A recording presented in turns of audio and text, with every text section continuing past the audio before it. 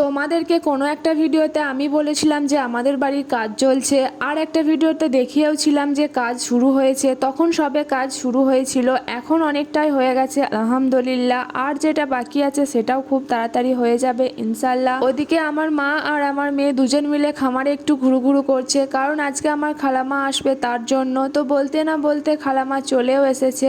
তো যাই হোক, এদিকে খালা আর খালাতো ভাই দুজন মিলে চলে আসলো আমাদের বাড়ি। আর এদিকে আমার মেয়ে দেখো খাবারগুলো নিয়ে বসে পড়েছে। এগুলো আমার খালা এনেছে, কারণ খালাদের দোকান আছে, সেই দোকানেরই খাবার নিয়ে এসছে। আর সঙ্গে খাবারের বয়মও নিয়ে এসছে কয়েকটা, মানে জার। তো যাই হোক, এদিকে মা বাইরে ভাতটা রান্না করছে, আর বাকি রান্নাগুলো সব গ্যাসেই করবে।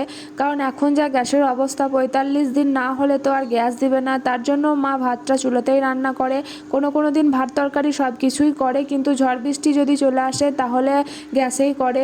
তো যাই হোক, এদিকে মেয়ে ফোন দেখার জন্য বায়না করছে। ও নাকি নতুন মামার কাছে বসে বসে ফোন দেখবে, তার জন্য ওকে একবার ফোনটা লাগিয়ে দিলাম। তো যাই হোক, তারপর এদিকে খালামা মিষ্টি নিয়ে এসেছিলো, সেই মিষ্টিটাই আমি প্যাকেট থেকে এখন হাঁড়ির মধ্যে ঢেলে নিলাম, আর আমি 2 পিস খেয়ে নিলাম। আমি সচরাচর রসগোল্লা খেতে পছন্দ করি না, কিন্তু এই মিষ্টিটা বেশ ভালো ছিল, খালাদের ওখানকার খুব নরম ছিল, তাই আমি 2 পিস খেয়ে নিলাম। আর খেতে খেতে বারবার বাইরের দিকে তাকাচ্ছি, এমনভাবে মনে হচ্ছে লুকিয়ে লুকিয়ে খাচ্ছি, কিন্তু ব্যাপারটা ঠিক সেরকম ছিল না। আমি এমনিও এরকমভাবে তাকিয়ে তাকিয়ে খাচ্ছিলাম। তো যাই হোক, তারপর আমি বাকি মিষ্টিগুলো ফ্রিজে রেখে দিলাম। আর এদিকে খালার জন্য শসা কেটেছিলাম, আর শসাটাই নুন মাখিয়ে রেডি করছিলাম। তোমাদেরও কি আমার মতো বাড়িতে কুটুম আসলে অনেক আনন্দ হয়? আমার তো খুব ভালো লাগে যদি বাড়িতে আমার দিদিরা আসে আর আমার খালা নানি আসে, তাহলে অনেক মজা হয়।